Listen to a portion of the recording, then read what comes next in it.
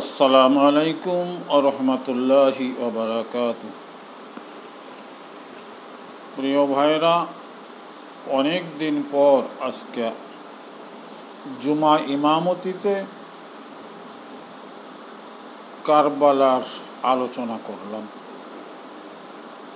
এই কারবালার আলোচনা করতে যে আমার মনে বারবার খটকা এসেছে যে কারবালা শুরু হয়েছিল কখন? সিফফিনের যুদ্ধ থেকে।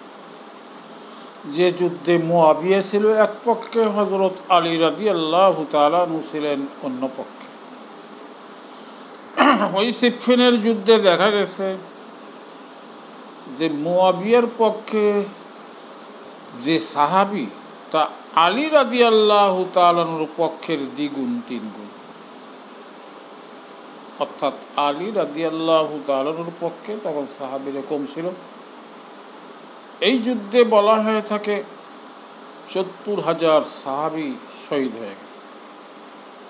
যেন হাসি আর খেলা মুসলমানের মধ্যে। রাসূলের ইন্তেকালের পরে আবু বকর, ওমর, আলী খেলাফত চালাইলেন। উসমান রাদিয়াল্লাহু তাআলা আনহুর খেলাফতের সময়ই তো কারবালা শুরু।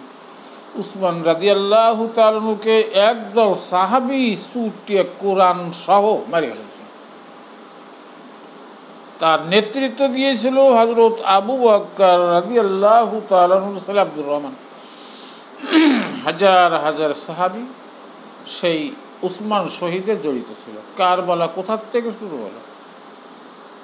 মুআবিয়া আলী রাদিয়াল্লাহু তাআলা আনহুর খেলাফতকে অস্বীকার করে হযরত আলী রাদিয়াল্লাহু তাআলার বিরুদ্ধে যুদ্ধ করে। অথচ রাসূলের স্পষ্ট হাদিস ছিল, তোমাদের আমির যদি হাফসি গোলাম হয় তার আনুগত্য করা ফরজ। কিন্তু মুআবিয়াকে আনুগত্য করলো, বরং আমিরের বিরুদ্ধে ডাইরেক্ট যুদ্ধ ঘোষণা করে দিল। এই তো কারবালা এখান থেকে শুরু হয়। অর্থাৎ নবী পরিবার, আহলে বাইত, এরা রাসূলের ইন্তেকালের পর মুহূর্ত থেকেই অন্যান্য সাহাবীদের রোষানলে পরিণত হয়েছিল। আবু বকর রাদিয়াল্লাহু তাআলা সুবিচার করেনি, হযরত ওমর রাদিয়াল্লাহু তাআলা সুবিচার করেনি, বরং লাঠিয়ালের ভূমিকা পালন করেছিল। হযরত ওসমান রাদিয়াল্লাহু তাআলা শান্ত বলক ছিল, কোনো প্রতিবাদ করতে পারেনি। কেননা উমাইয়া বংশ তখন মাথা চাড়া দিয়ে উঠেছিল, সম্পূর্ণ উসমানী খেলাফত দখল করে নিয়েছিল তারা। উসমান রাদিয়াল্লাহু তাআলা সরল লোক হলেও কিচ্ছুই করতে পারে। অর্থাৎ আলী রাদিয়াল্লাহু তাআলা এবং তার পরিবার, যাদেরকে আহলে বাইত বলা হয়, তাদের উপর প্রচণ্ড নির্যাতন করেছিল। এবং সেই নির্যাতনকারীরা আর কেউ নয়, সকলেই কিন্তু সাহাবী। বলুন, সিফফিনের যুদ্ধের পরে আলী রাদিয়াল্লাহু তাআলা শত্রুর হাতে, ওই উমাইয়াদের নিয়োগকৃত শত্রুর হাতেই কিন্তু আলী রাদিয়াল্লাহু তাআলা শহীদ হয়ে যায়। এরপরে হাসান হুসাইন রাদিয়াল্লাহু তাআলা থাকলেন। হযরত হুসাইন রাদিয়াল্লাহু তাআলা আনহু খলিফা হবেন, মুআবিয়া সেটা মেনে নিল। কিন্তু মুআবিয়া গাদ্দারি করে সেই চুক্তি বাতিল করে দিয়ে তার অযোগ্য অপদার্থ মর্দারু ছেলেকে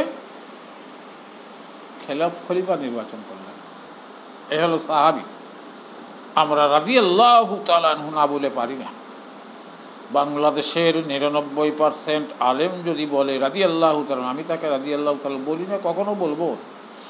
কেননা তার প্রকাশ্য ইতিহাস, ইসলামের ইতিহাস রয়েছে। সে যা করেছে কোনো মুসলমান করতে পারে, সাহাবী তো দূরই থাক, কোনো মুসলমানই করতে পারে না। এই নবী পরিবারের উপর উসমান রাদিয়াল্লাহু তাআলার পর থেকে শুরু হলো নির্যাতন। তার চূড়ান্ত রূপ ধারণ করলো মুআবিয়ার সময়। এবং এজিদের সময় তো এই হুসাইন আলী রাদিয়াল্লাহু তাআলার গোটা পরিবার মক্কা মদিনায় থাকতে পারলো না। মক্কা মদিনায় তাদের জন্য বসবাসের অযোগ্য করে ফেলল। এখন বলুন, সেখানে তো হাজার হাজার সাহাবী ছিল, কোনো একটা সাহাবী প্রতিবাদ করে নেই যে না, ইমাম হোসেন কারবালায় যাবে কেন, বসরা যাবে কেন, ইমাম হোসেনের বাড়ি এখানে, রাসূলের আহলে বায়াত তারা এখানেই থাকবে, কেউ প্রতিবাদ করেনি। কারবালায় চলে গেল, ওই এজিদের বংশধররা তারা বিবাদ করে কারবালায় নিয়ে গেল। সেখানে যে চারিদিক দিয়ে ঘিরে পানি আহার বিহনে তাদেরকে নির্মমভাবে এক এক করে শহীদ করে ফেললো। অথচ গোটা আরব জাহানে লক্ষ লক্ষ সাহাবী তখন জীবিত ছিল, কোনো সাহাবী তার প্রতিবাদ করেনি। এখন আমরা দিন কায়েম করব, আরে দিন তো সেই সময়ই চলে গেছে। সাহাবীর এই দিনের ভিতরে যায়নি, কামাই করিনি। তাছাড়া ইমাম হোসেন তার পরিবার কারবালায় যাবে কেন মক্কা মদিনা ছেড়ে? কেন মক্কা মদিনা তাদেরকে বসবাসের জন্য অনুপযুক্ত করে দেওয়া হলো? আর কারবালায় যাওয়ার পরে এজিদ বাহিনী গোটা ফোরাত নদী ঘিরে ফেলে দিয়ে তাদেরকে মাঝখানে আটকাইয়া নির্মমভাবে পানি রুটি সব বিহনে এক এক করে হত্যা করা শুরু করে দিল। যেমন হত্যা করা শুরু করছে ইহুদিরা ফিলিস্তিনিদের। গোটা আরব জাহান কেউ প্রতিবাদ করতেছে না।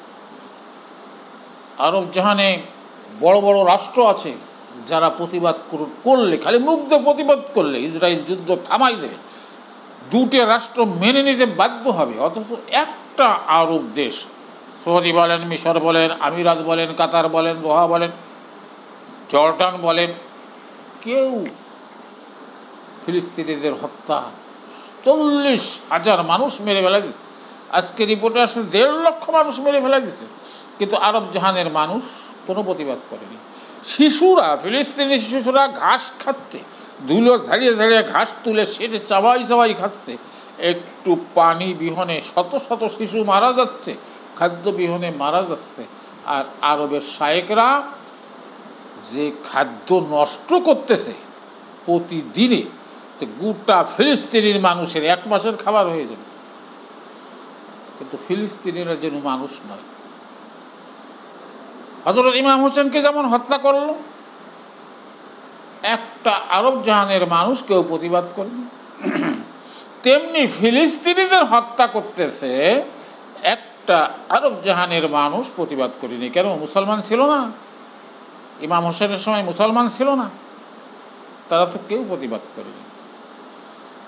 এখন ফিলিস্তিনিদের সময় যে যুদ্ধটা হচ্ছে, এখানে মুসলমান, আরব জাহানের মানুষ মুসলমান নয়, কেউ তো প্রতিবাদ করলো না, এখনো করিনি। ওরা যেন চাচ্ছে ইমাম হোসেন পরিবারকে যেমন নিশ্চিহ্ন করে দেওয়া হয়েছে, তেমনি ফিলিস্তিনিদেরকে নিশ্চিহ্ন করে দেওয়া, ভিতরে আরব জাহানের সুখ। ইসরায়েলের বন্ধুত্ব টিকে থাক যুগ যুগ, এটাই আরব জাহান চায়। সুতরাং বলা যায় যে কারবালা ওই যে উসমান রাদিয়াল্লাহু তাআলা হত্যার পরে শুরু হয়েছে, মুয়াবিয়ার সময় চূড়ান্ত নিয়েছে, এজিদের সময় থাকছে চূড়ান্ত। এই কারবালা শেষ হয়ে যায়নি। এজিদ শেষ হয়ে যায় না, কোনোদিনও যাবে না। সীমার শেষ হয়ে যাবে না, ইমাম হোসেনও শেষ হয়ে যাবে না। ওদের গোত্র যুগ যুগ বেঁচে থাকবে, এখনো বেঁচে আছে।